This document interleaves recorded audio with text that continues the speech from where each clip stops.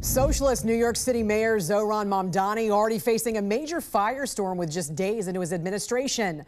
Residents outraged he's still standing by his newly appointed executive director for the Office of Tenant, whose outrageous past social media post caused massive backlash, including one that called for the government to seize private property. In 2019, C. Weaver posted on Twitter, quote, "Private property, including and kind of especially home ownership, is a weapon of white supremacy masquerading as wealth-building public policy." And here's what she said in a video meeting with the Democratic Socialists of America in 2019.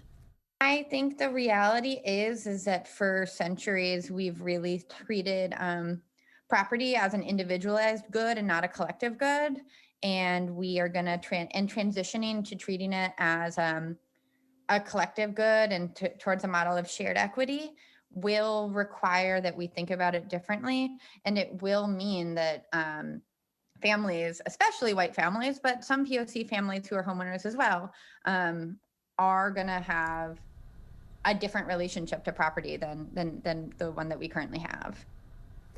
Former New York City Mayor Eric Adams slammed Weaver, posting, "Homeownership is how immigrants, Black, brown, and working class New Yorkers built stability and generational wealth despite every obstacle. You have to be completely out of your mind to call that white supremacy. That level of thinking only comes from extreme privilege and total detachment from reality."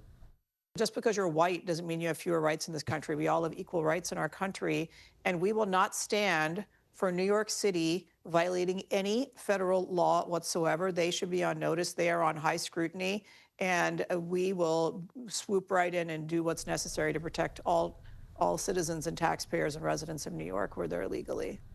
The New York Post reports Weaver grew up in that so-called white privilege herself, with a mother who is a professor at Vanderbilt University and owns a multi-million-dollar home in Tennessee. New York City Councilwoman Vicky Palladino wrote, "Notice how they never talk about the New York City Housing Authority being poorly maintained. The worst slums in the city are run by the government, but you never hear them talk about that because they don't actually care about improving anything at all. They're interested in developing a pretense for seizing private property. That's all any of this is about."